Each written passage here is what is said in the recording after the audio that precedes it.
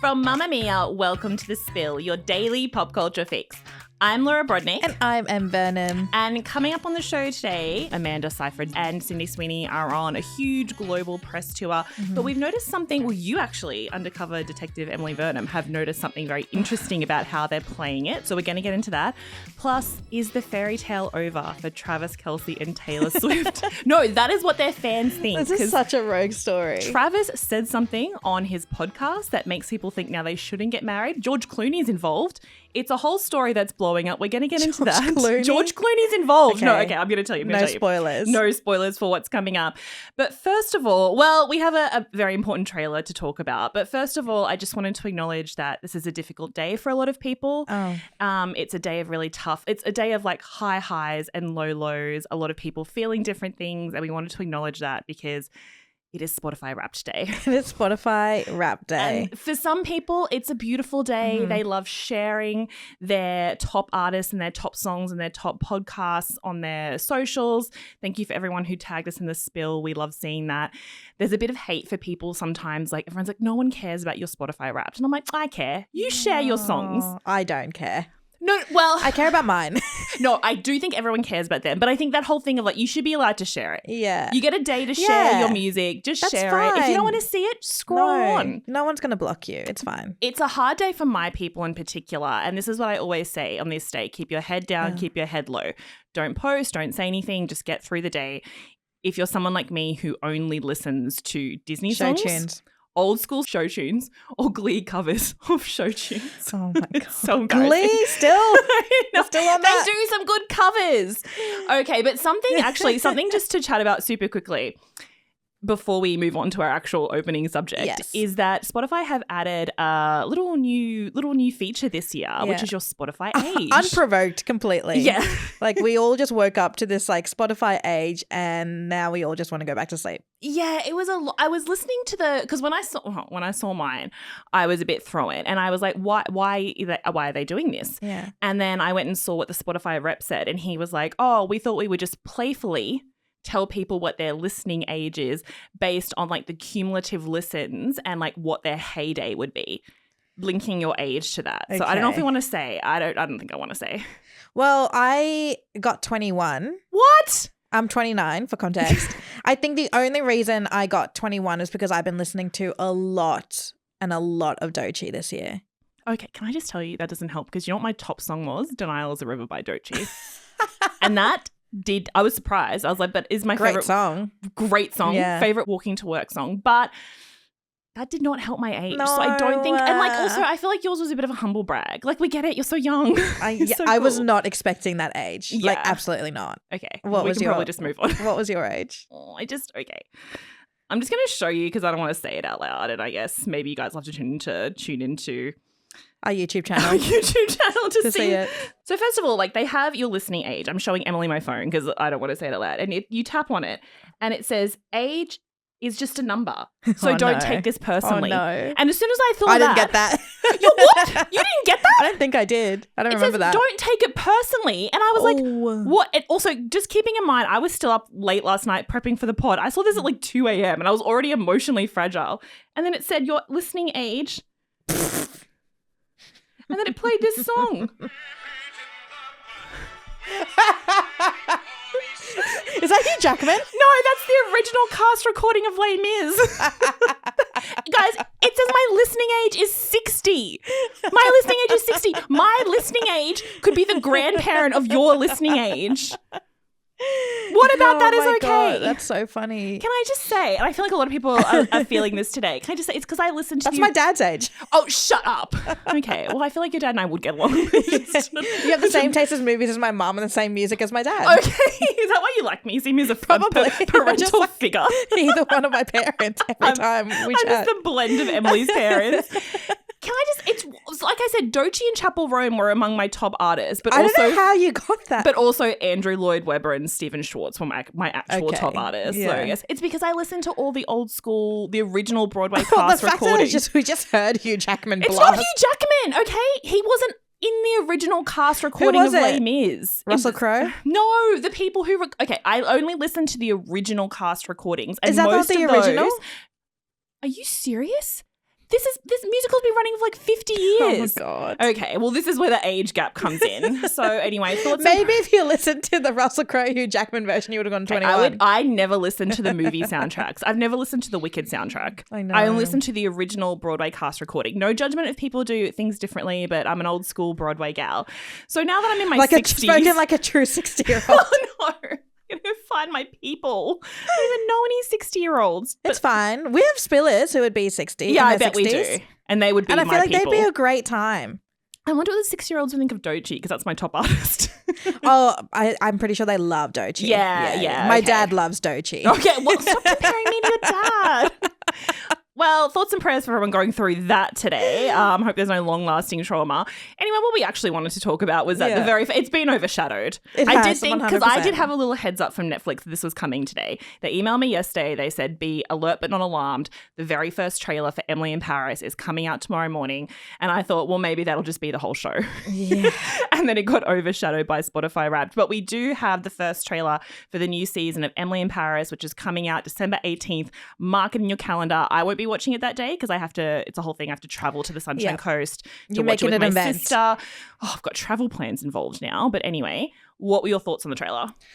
I am really excited for this next season. Like so excited. Yeah, unironically it's not the last season, right? Well, no, they haven't said. It's giving last season energy. No, don't say Sorry, that. I won't put that out there. But they have to go at least the stakes couldn't be higher. The stakes could not be higher. That's what I was thinking. Famously, Emily in Paris, not many stakes. I do think there's stakes. This season, the storytelling stakes, that's exactly what I was thinking. So high. Yeah. There is a part that I feel like is quite controversial. Okay. Do you want to set the scene of what, or do you want me to do that? Please. Let's not waste anyone's time here. I was like, I know you love the show. It's not Weekend Watch. But do you know who anyone is we'll or what's happening? We'll save that for Weekend Watch. So we ended last season of Emily in Paris with Emily very famously moving to Italy because the Gratteau agency, which is the agency she works for in Paris now, which is owned by Sylvie Gratteau, one of the best TV characters that has ever existed. Agreed. I feel pretty safe in saying that. They had set up this Italy operation to try and also get the family business of Emily's new lover, Marcello. And so she was moving to Italy. She was deleting her Emily in Paris account to rename it Emily in Rome. Huge. Gabrielle decided that he was in love with her and he was going to go and like find her in Italy after finding out from Mindy. He's gone pretty hot as well. I ricochet with that man. First season hot, other seasons dull as a dish rag. Mindy's off to be like a host on Pop Idol with her song Beautiful Ruins going viral. Everything's happening. And this season, at least the first half of it, we know is going to be set in Rome with the Gratteau agency team, who I love, Luke and Julian and everyone there trying to land this account. Yeah. I love how they're still sticking with the it's so hard for me to understand. Do they even like her still? No. This is interesting because Sylvie and Emily, like their storyline is so important because they have been enemies to co-workers and this season to friends. And that has been such a good slow burn and it feels really earned in the moment that we're in now. No, they do like her. The boys love her. Sylvie goes back and forth on her but just realizes that she's a really hard worker. Yeah. And that she is. But one thing that really upset me from the trailer, I don't know if you felt the same way. Do you know what I'm talking about? Mm-hmm. Alfie and Mindy. Alfie and Mindy. Seem to be getting very close. So I was so excited. I like it. No. Yeah. Emily, I don't want to say this to you, but that's not being a girl's girl. It's not being a girl's girl. And Mindy's I would never say that of Mindy Chen because I think Mindy and Emily's friendship is one of the loveliest things about this show. I think Mindy is the best relationship Emily has had. Absolutely. And it would be really sad if that happens, but I do really like them together. I was so excited that Alfie was coming back as a main cast member this year. God, he's and I thought hot. Because he is my favorite of Emily's love interest and I love their enemies to lovers. And again, I don't know if he's my favorite of Emily's interest. I think he's just my favorite. Yeah, I know. I love them together. It actually feels like there's tension and stakes in their relationship. Yeah. Every time she was with Gabrielle, I'm like, should I look at my phone? I don't know. As you know, when I love this show, I don't usually look at my phone. But yeah, so we see that I think Alfie and Mindy are in Paris alone together a lot because Emily is in Italy is what I'm kind of getting from the trailer snippet. It was such a short little moment and it looks like they're sharing a kiss, but it could be a nothing. It could be they go out, they have like one fun night together, they have a little almost kiss and then she was like, I can't do this. And he's like, I love Emily Cooper. And then I think I love Emily Cooper. yeah. And he goes to Italy. And I think that that's what it's going to be. And they both meet each other in Italy. Yeah. And then they might kiss again. No, Sorry. Don't bring that into the universe. I just want everyone to be happy. I know. So Emily can't just be collecting all these hot men and then like keep them off the table. That's annoying. No, but Mindy's had her That's other not a fair girl's share girl. of that, no, I know, but they've never. That's the best thing about them is they've never had like love crossover before. Well, we'll see. We'll see. December 18. Get excited. Oh my God. No, I can't watch until a few days later until I fly to my sister to watch it. So you're watching in Jan? No. I'm watching like the 22nd of December. So if you see Laura Bronig looking if you see me running frazzled through in the airport, don't talk to me about Emily in Paris. So Sydney Sweeney is back literally all over my social. Where did she go? She went away. Did she? And now I she's didn't back. feel that. I felt like she's been around forever. So for me, my recent encounter with Sydney Sweeney went something like this. Yeah. It was American Eagle. Oh, yeah. And then she left. Mm-hmm. And then she came back to talk about the controversy and she didn't talk about it. Mm-hmm. And then she left. And then she kind of came back in a bit of an unfavorable way for her more than the American Eagle. I feel like this was worse for her. Yeah. Where all her movies in between kind of tanked. Mm. And now she's back. And now she's doing a press tour for The Housemaid, which is one of my favorite books by Frida McFadden. And I was genuinely surprised to see her back on my social feeds, like as if nothing has happened to her. I guess that's the thing because like this is what we've said every time we talk about Sydney Sweeney is like she is a little bit untouchable in that way. And again, it's hard because with when the whole American Eagle thing blew up, I know that like we had conversations on the spill about that it was problematic because it was so problematic. 100%, and because of bigger tensions that were going on in the world, particularly America at the moment. Like it was a much bigger story than just when people like it's a jeans ad. It's like if you look at the broader social context and the fear that people are living in, it's not just a jeans ad. And it was that whole thing about like how it worked for American Eagle. Like they sold all of their jeans. They did, yeah. But then it was very clear the type of people she was aligning with. Yes. By like not even like really saying anything about it. Yes. And I thought she was just going to be one of those actors who that would have been her, not really downfall, but it would have been really hard for her to get back into Hollywood circles. Yeah, it is hard because I think like Hollywood circles do lean a bit more kind of left, but at the same time, she was appealing to the broader masses, and that's the hard thing, especially like with the kind of like bubble we're in here, is like to us a lot of the things she said in the past, a lot of the people she aligns herself with,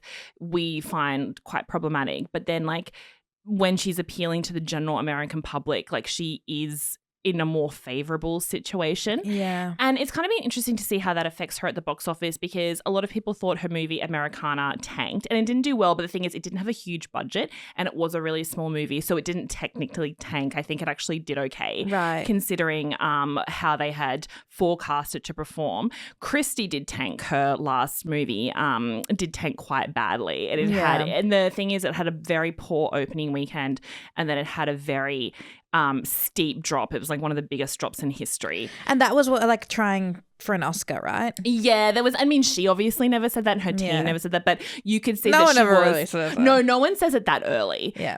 Or ever really says it. But like the way we're not all Lady Gaga here. Yeah, exactly. Except Lady Gaga. God bless her heart. Yeah, she was really putting herself out there for an Oscar. You can see because it was Oscar baity in terms of like it's a true story. She like physically transformed for it. It was this kind of really intense, dramatic piece about a queer boxer and everything she'd gone through, and had a really big push for domestic violence awareness in a way that people actually quite liked. So there was a lot of favourable attention going into it. And she was getting asked on all the red carpets, do you think you win an Oscar? And she was like, oh, I can't even think about that right now. But you could see that they were kind of pushing. And then it tanked so badly. And I do wonder if she had cultivated like one type of fan base, this very kind of like far right-ish people who were kind of calling her the Republican princess. But then the movie was not the kind of movie that would appeal to that fan base. In broadly speaking, I know like people are, complex and like different things. But yeah, that was the kind of thinking that she had made a movie not for the fan base she had cultivated. Yeah. And I found it so like fascinating that now she's just back as if nothing happened. Like I felt like we first got like a hint of it with her naked dress and everyone just was only talking about her boobs. Yeah. And now we're seeing the press tour for The Housemaid that she's starring alongside Amanda Seyfried. And the way she's playing this press tour is just really interesting to me. Yeah. Because she's really leaning into her friendship with Amanda to show it off as like it's an organic friendship that flourished during them making the movie. And I was watching an interview with her on Jimmy Fallon. And obviously it's Jimmy Fallon, can't talk about any controversies. And there was a part where he was saying, and you and Amanda did something together, right? Like you did. And she's like, we made a TikTok together. And I think we brought it here to show you. And I'm like, what the hell? What, just one TikTok? One TikTok. And it's like, oh, it's filmed by the press team. It's literally them just like lip syncing a song from Mamma Mia. And I was like, Amanda Seyfried is in Mamma Mia, so it's a big deal. But I was like, it sounded like she was about to like release a music video or like release or like they a got new on movie. A holiday together or something that was really quite like, intentional. She's like, we did a TikTok together. It was pretty cool. Huge. And then we're looking at videos of they recently did the premiere at New York, and I think it was also Amanda's 40th birthday, and they wheeled in this massive cake, and you see Amanda like pulling Sydney to cut the cake with her, and then Sydney hugs her from behind. So it is a two-way street, but I'm actually wondering what Amanda Seyfried gets out of this. Yeah, well, I guess the thing is, like, I think stars are so aware now of how much movies live and die on the press tour. I know this one's coming off a huge book and there's an inbuilt audience, so it's probably going to do well at the box office. But the box office is the worst it's ever been in decades at the moment across the board. So anything you can do to get it across the line. Yeah. And I guess the worst thing that could kind of happen for them would be any kind of idea of like infighting or bitchiness or anything. That's also not Amanda Seyfried's brand in such a way. Yeah. Like, just think she's been famous for over 20 years now. I mean, for Sydney Sweeney, she's a great person to align with. Exactly. Because like she is just loved. Because can you think of an Amanda Seyfried controversy or anyone who doesn't love her? She just comes, she does her movies, she does a cute press tour, and then she goes off to her farm where she lives with her husband, her lovely husband and cute little kids, and they have like 3 peacocks, 2 donkeys, 50 chickens, like crazy. Like they live on this crazy It's so farm. Mamma Mia. And she just plays a dulcimer and sings Joni Mitchell and is all sweet. So like she's the most unproblematic celeb. And I wonder if Sydney Sweeney is a bit like, this will be an easy press tour for me to sail through by calling her my best friend, which I've seen her do multiple times. It is really interesting, and it's also just wild that like Amanda's leaning in. But the press tour, I've only seen the two of them. There's like so many people in this movie, and it's just like the two of them together, which I think it's similar to what we were saying about Ariana Grande and Cynthia Erivo, is like to dispute any form of like bitchiness between cast or tension, you have to go the complete other way, and you kind of have to overdo it to show that you're definitely friends. Because if you can't even joke now, you can't even joke. Yeah. And I'm like, you have to look like you're in love with your female co-star so people think that you're on good terms. Yeah, because otherwise they'll read in any little thing. Yeah. I mean, think about like like what I'm doing right now. Yeah. It's like, you're not really friends. I know what you're doing. Yeah, I mean, the thing is, there is a world where they just got along fine and now they're on the press tour and they're just like, this is fun. Yeah, but they're holding hands. Yeah, exactly. But as we've seen before with like a Blake Lively and Anna Kendrick, because it would that's when what you can't do anymore. Exactly. Like they did that for the first Simple Favor movie, I think, thinking that would be a cute, funny thing because they both have that kind of dry sense of humor. Anna Kendrick more than Blake Lively, but I don't know. It was just that was their vibe. Yeah. And people really took that the wrong way. Yeah. And they've never really recovered from that, even though they would have made a second movie together, which I don't believe they would have done if they truly hated each other, because like they can get a paycheck somewhere else. That's so true. So The Housemaid, it's out in cinemas on Boxing Day. I don't think we have tickets to that yet. We don't have tickets yet, but I promise you can be my +1. Thank you when so much. You might get invited too. Oh we my never God. know. I really want to. I just like literally regressed into this. I really want to see it. Yeah. I don't care. I want to be in this movie so badly. Yes. We'll go see it Maybe together. an IMAX launch? Maybe. Not sitting in the front row though. Not sitting in the That's front. our least I can't be favorite in that place to movie. sit. No, it's too hectic.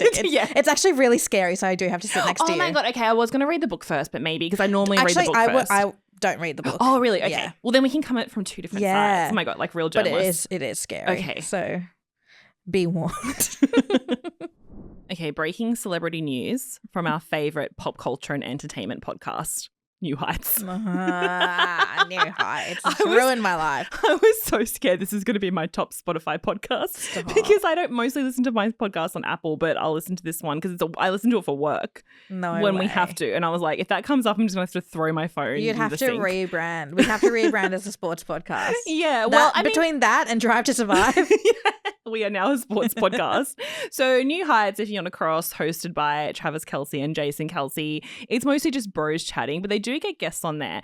And they're getting a lot of really big guests at the moment because it's safe. Yeah, I wonder how. But it's also just a little safe space for the bros to come and chill with them. No tough questions are asked. So one George Clooney was on their podcast this week. Oh. Yeah, you were wondering how he's involved. Okay. It all makes sense now. Okay. And Travis Kelce. Wait, they got George Clooney on? Yeah. They can get anyone. Stop. Now that they've had Taylor Swift, they can get anyone.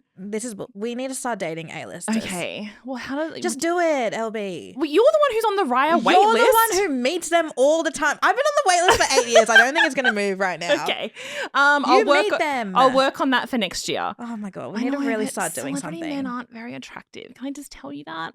I know. I've only met one or two that are truly attractive, and I bet you if you spent more time with them, they wouldn't be. So I can't do that for them. That's going to be our 2026 goal. Okay, I'll put it in our KPIs. Anyway, George Clooney went on the New Heights podcast, and hard-hitting journalist Travis Kelce asked him about the allegations that he has brought up previously, that he and his wife, Amal Clooney, haven't fought in the over 10 years that they have been married, because he's said that before in interviews. He's like, we've never had a fight, never a crossword between us.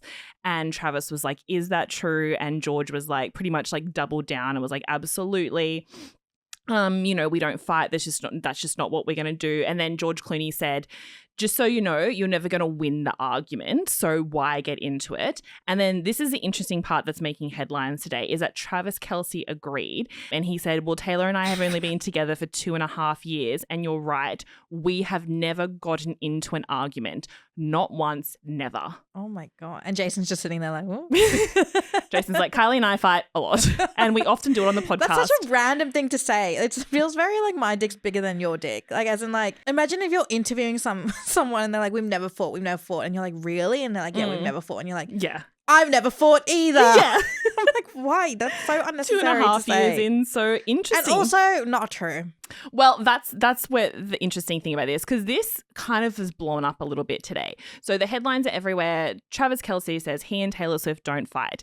And anything about their relationship is obviously going to get a few headlines. But what I was super interested in is when I clicked into all the comments. Have they been together for 2 years? 2.5 years. Wow. I feel like they just got together last week. Yeah. I was like, didn't we just live that whole like her at the football game and then him walking into the concert? And it just seems like yesterday when he was like, I'm going to date Taylor Swift. I'm like, can that man get her name out of his mouth? I didn't know. I didn't know they were already dating. Sorry. When I'm wrong, I'm wrong. So what people are upset about, get back to that, is that a lot of people, as we know, heavily invested in this love story of the pop star and the jock and how cute they are together, and him winning the Super Bowl and her running down to kiss him and her calling him out on the stage while she's singing. It's all so beautiful and romantic. And then that beautiful proposal scene that we saw through their photos at the flower garden and her saying, your English teacher and your gym teacher are getting married. People are all in on this fairy tale. And when a lot of fans saw this revelation, they don't fight, they were truly upset and saddened for them, because they think their relationship now is not going to work. And the comments are like, oh my God, I was rooting for this. I can't believe this. Everyone's like, it's such a red flag. If you don't fight, you're not truly in a relationship.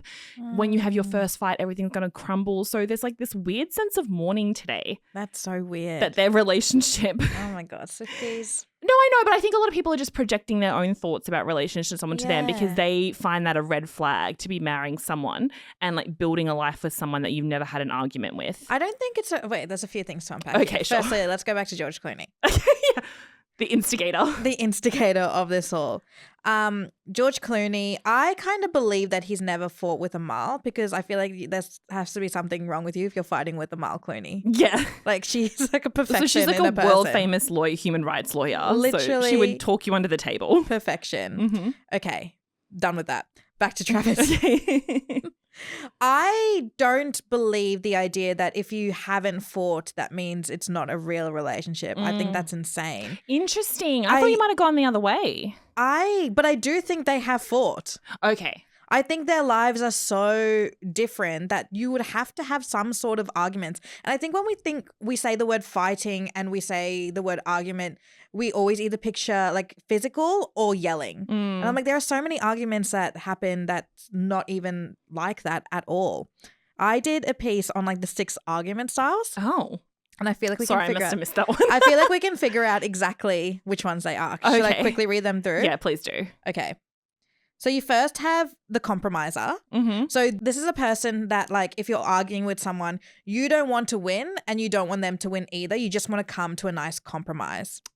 Yeah. So that's just like, let's compromise. That's nice. But it has to start with a bit of a, I don't like this, you don't like that. So you just get that like mini argument. Little tension. And then you compromise. Okay. Then you have the low blower. Mm-hmm. This is when you're arguing and arguing and arguing over something. And then you just want to take digs at them. So you bring up something that they did like 5 years ago. Right. And you're like, hey, but remember when you wanted to go to the zoo and then I didn't want to go to the zoo and yet we went to the zoo? Well, now I want to go to the aquarium. Right. So you just throwing You're little just barbs in throwing there no it. matter And what. then like, and also you're ugly. Yeah. And I hate your face Yeah. and your feet and the And way then you you're smell. like, well, now you're just being mean. Yeah. Like now we're not even arguing. You're just like bullying me essentially. Yeah. Okay. Then you have the gaslighter. Oh. This is like when you want to like have a conversation and you're trying to get into an argument, but they're just kind of shutting you down as going like, you're crazy. Like they're not arguing back, but they're like making you feel crazy for thinking that you're going to argue. Been through one of those. Okay. Okay, and then you have the people pleaser. They just hate Right. confrontation, so you never argue with them because they'll just do whatever you want to do because Yeah. they just want to please you. The silencer. Ooh. This is a person. Why do these sound like a rogue band of superheroes? Well, I kind of just went through all of my ex relationships and put them in this article. Yeah. The silencer. It does sound like an off-brand Marvel, like It's Avengers. a Marvel, but it just did like a quiet one season drop on Disney Plus and then went away. Exactly, like a pilot episode. Yeah. The silencer is the person who won't argue, but they're also, you know, they're mad, but they're Yeah. like, it's fine, nothing's wrong, don't worry about it. And you're like, I know it's not fine. They're like, it's That's fine. almost worse because you're like, And I then- know it's not and okay. it like builds up. Yeah. Okay, and then the finisher. Ooh. I s- Another superhero. The finisher. I feel like I sometimes fall into this one. This Oh. is the arguer that like, no matter what they're arguing and what it's about, they have to win. Right. At all costs. They all just keep going and going and going until they win. So with Travis and Taylor in mind, I feel like we have a mix of both that work together. I feel like Travis is a silencer. Right. I think he's the kind of person who's a bit like, I'm fine, don't worry about Fine, it. I'm fine. But And he's she's like, in his little man cave with the door Yeah. shut. And she's like, tell me what's wrong. And he's like, nothing. Yeah. I'm fine. And I feel like Taylor could be a mix of a compromiser and a finisher. Interesting. I feel like she wants to always win the argument. And I feel like she does win the argument under the disguise of a compromise. Okay. Wow. You pull. I mean, I actually don't think I a don't lot of women disagree. do that. Yeah. I think a lot of women know how to win an argument. Through using those methods. Using those methods and making it feel like the other person has also won. Yeah. even I though mean, they that haven't. you do want to come out of an argument thinking both people have won. Yeah. So I guess the big question now is how do we get this article to Taylor and Travis? Oh, yeah. Because I feel like they're not going to check their DMs. Do we? You know what we could do? What? We could send it to marketing@newheightspodcast.com Yes. with the title ad spend. Because you know those emails get opened Yeah. straight away. We'd love to give you $3 billion. Yeah, we'd love to buy an ad on your, because they do a lot of ads on that pod. We'd love to do an ad on your podcast, Yeah. and they open it and it's like, here's the fighting styles. You guys should probably look And at I'll this. change the photos of the two of them. Yeah. That's the header image. Because I wonder, I feel like, again, he's like a kind of a meathead kind of brooder that he might just go in his little man cave and sulk. But I wonder if they fight if she's the kind of person who goes up into her room because she's a writer and then writes him like a 50-page handwritten letter with all her thoughts, double-sided, Ooh. and then slips it Like under a the Rachel door. and Ross situation. Like 32 pages. And then and it's all like lyrically beautiful. Like it all runs It's together. like all these metaphors. And he's like, Yeah. I'm more confused now. And I just feel like he is not really grasping a lot of what's happening there. Oh. And so then they just decide that they both don't understand what's happening and they just walk away. Yeah. Actually, that's a good one. Maybe. Maybe I need to add someone to my list. Yeah. A new Avenger will be New added. Avenger. It's The Infin- walkawayer. The lyricist. This team up is going to be epic. So I guess just to finish, I don't believe Taylor and Travis are doomed.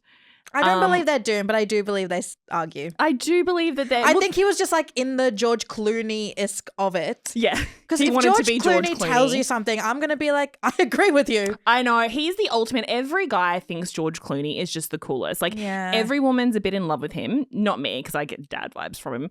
But Do you? Yeah. Don't From George Clooney? Yeah. No way. He looks like a dad. No way. I don't know. Maybe it's because I don't have a dad. I'm just I'm projecting. But he's got that. He's always seemed like old and kind of like goofy. I don't know. And hot. I don't remember him What being about hot. George Clooney in Ocean's 11? No, even in that he's got dad vibes. There's no hot men in that movie. They're just all quirky. That's why I think it's why I like it. It's like a safe little watch for My women. dream date is being in that heist with all 11 of them. You and I are looking for different things. And a guy, he feels like he gives goofy dad energy. Oh my He's God. all about jokes and pranks and just being like, oh, and I always just do what the missus says. Like he's like a little wife guy. Like He is a wife guy. maybe, I mean, obviously I've seen him in his hottest roles, like Out of Sight and whatnot, but I don't know. I'm just like, there's dad doing his thing in his hot movie. I think this was the hottest take of the whole podcast. So George Clooney's got dad energy. So I do think maybe Travis was just trying to be George Clooney. Yeah. And In you know that what? moment. I can't blame him. Yeah, exactly. So I think they're going to be fine. I do think if they haven't fought, that their first, especially if they go into wedding planning and the tension of that, It's going to be on first that. fight Yeah. is going to be, that would be her whole next album. She'd be like, Travis, no, you can't wear your jersey to the reception. We're not getting married on the football field. We're not doing hot dogs for appetizers and names. We're not getting married at the Super Bowl. Yeah, I mean, that would be fun. So what a fun time. Oh. Thanks, George Clooney.